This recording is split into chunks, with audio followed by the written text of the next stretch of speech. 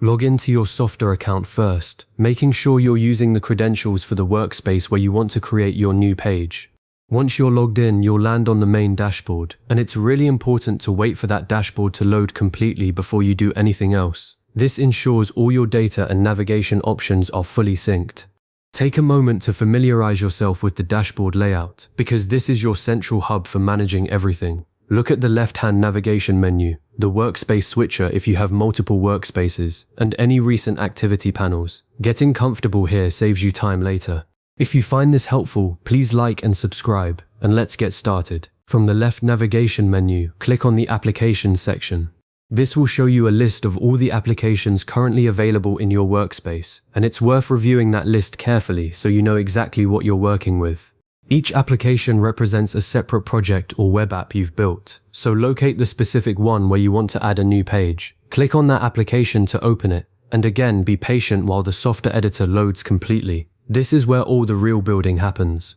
The editor is a powerful drag and drop environment, so giving it a moment to load properly prevents any glitches. Once you're inside the editor, look over to the left side of the screen and locate the Pages panel. This panel is your page management center, and it lists every page that already exists in your application. Take a moment to review that list, noticing how each page is organized. Some might be grouped under folders or arranged in a specific order.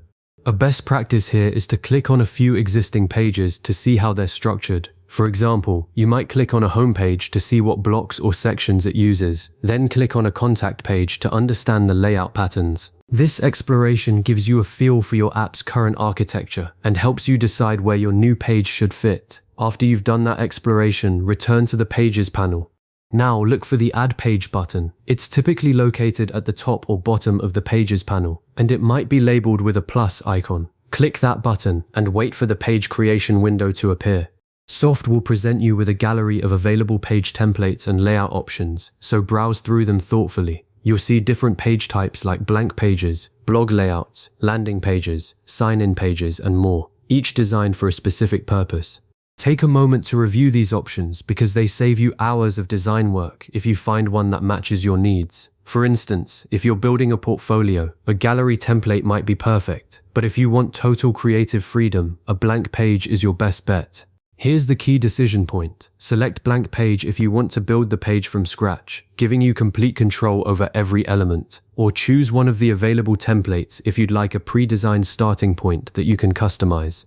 For beginners, templates are fantastic because they come with pre-built sections, color schemes, and responsive layouts. Just swap in your content. But if you're confident in your design skills, a blank page offers unlimited flexibility. Once you've made your choice, confirm your selection and wait while Softr creates the new page. This usually takes just a second or two. And when the new page appears in the Pages panel, click on it to open it in the editor.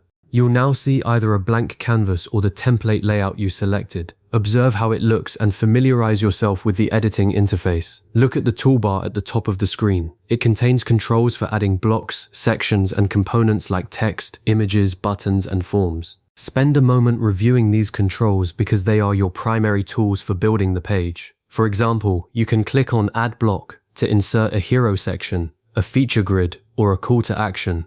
A common mistake beginners make is diving straight into adding content without understanding the toolbar, so pause here to explore what's available. Finally, here are some expert tips to keep in mind as you build. Always give each page a clear and descriptive name, so it's easy to identify later. Think About Us or Product Features rather than Page 1. Use a blank page when you want complete control over the design and layout, but don't hesitate to explore Softr's templates to save time when creating common page types like contact forms or blog posts. Organize your pages logically so users can navigate your application easily. For instance, group related pages under folders or use a consistent naming convention. Preview your page regularly while editing by clicking the preview button to make sure the layout looks the way you expect on desktop and mobile.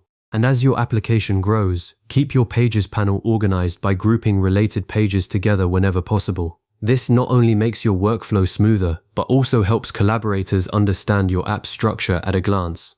That's it. You now know exactly how to add a new page inside the Softr editor. Give it a try, save your progress, and remember you can revisit these steps anytime by saving this video. Thanks for watching.